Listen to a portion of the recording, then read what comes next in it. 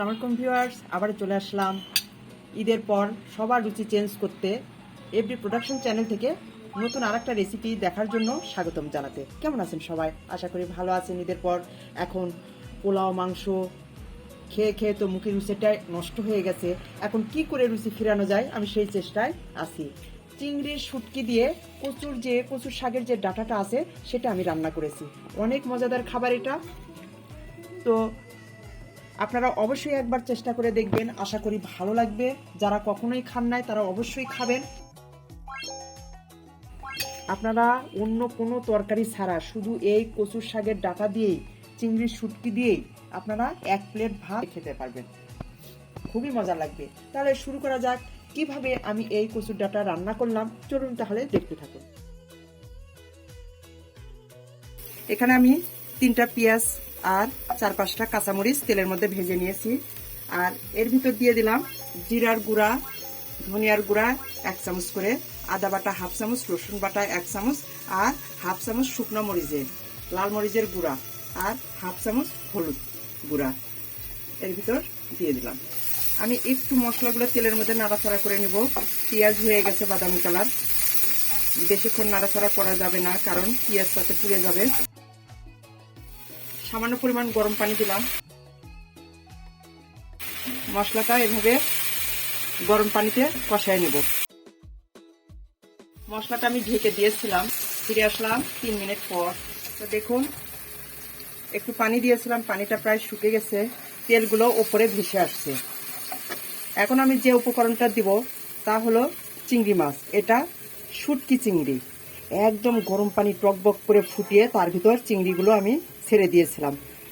আধা ঘন্টার বেশিক্ষণ ধরে ভিজিয়ে রেখে তারপর অনেকবার ধুয়ে নিয়েছি, প্রায় 8-9 বার। বালি বের হতেই থাকে পানির ভিতর। আপনারা ঠান্ডা পানিতে ভিজাতে পারবেন না, কারণ বালি বের হবে না। এটা গরম পানিতেই ভিজাতে হবে, তাহলে এর ভিতরে যে বালিগুলো থাকে তা বের হয়ে আসে। তো সুন্দর করে ধুয়ে যতক্ষণ পর্যন্ত আমি দেখেছি বালি বের হয়েছে ততক্ষণ পর্যন্ত আমি ভালোভাবে ধুয়েছি। এখন আমি এই চিংড়ি মাছগুলো এর ভিতরে দিয়ে দেব।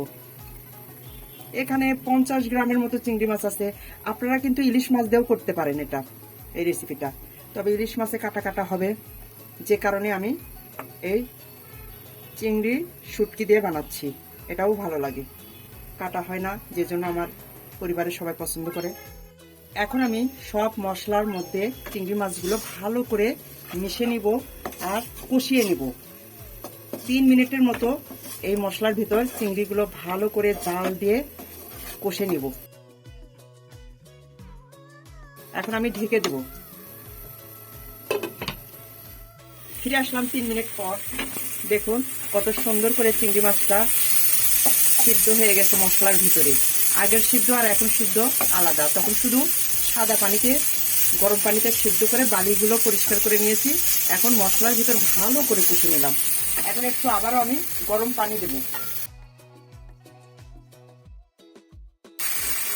আমি 1.5 কাপ পানি দিলাম চিংড়িটা সিদ্ধ হওয়ার জন্য। এখন আবারও ঢেকে দেব। ফিরে আসলাম 2 মিনিট পর। অনেক সুন্দরভাবে বলকাচ্ছিল আর মশলাগুলো আবারও দ্বিতীয় ধাপে কষানো হলো। এখন আমি যেটা দিব মূল উপকরণ ভিউয়ার্স, যেটা এখন পর্যন্ত আপনাদের সাথে পরিচয় করে দেইনি, এইটা হচ্ছে আমরা যে কচুর শাক খাই, কচুর যে ডাঁটাটা, এটা আমি ভাপ দিয়ে পানি ঝরাইয়ে নিয়েছি। খুবই মজাদার। এই যে ঈদের পরে ভালো ভালো খাবার খাওয়ার পর এইটার স্বাদই আলাদা। এখন আমি এই কচুর ডাঁটাটা এর ভিতরে দিয়ে দেব। আমি সিদ্ধ করে পানিটা ঝরিয়ে নিয়েছি। এখন আমি কচুর ডাঁটাগুলো এভাবে চিংড়ি মাছ মশলার ভিতরে ভালো করে মিশিয়ে নেব। আর বেশি সময় লাগবে না, 2 থেকে 3 মিনিট জাল করলেই এটা খাবারের উপযুক্ত হয়ে যাবে। ফিরে আসলাম 3 মিনিট পর। দেখুন আমি 2 মিনিট চুলাটা হাই আঁচে রেখেছিলাম। যেটুকু পানি ছিল সব শুকিয়ে গেছে ওপর দিয়ে। আপনারা ভালো করে লক্ষ্য করুন, এই যে আমি কাছে থেকে দেখাচ্ছি তেলগুলো উপরে উঠে আসছে, তার মানে নিচে তেমন পানি নেই। এই যে এখন নামানোর সময় হয়ে গেছে, পরিবেশন করার সময় হয়ে গেছে কচুর ডাঁটাটা।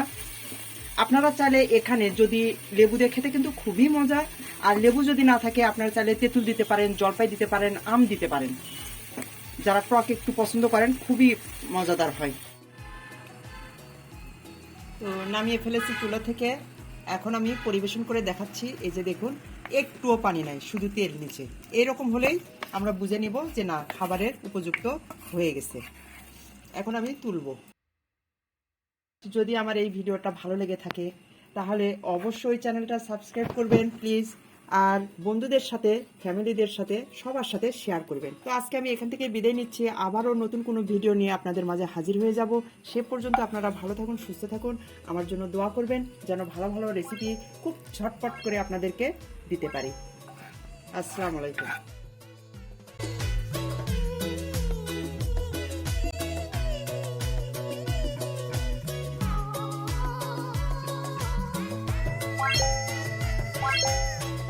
Bye.